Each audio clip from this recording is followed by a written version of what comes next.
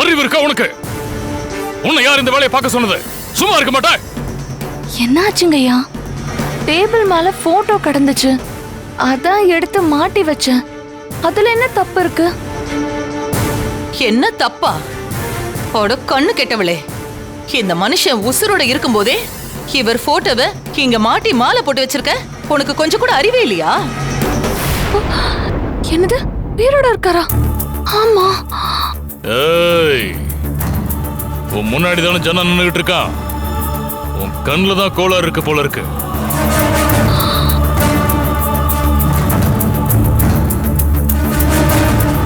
ஆமா, மன்னிச்சிருங்க எஜமா.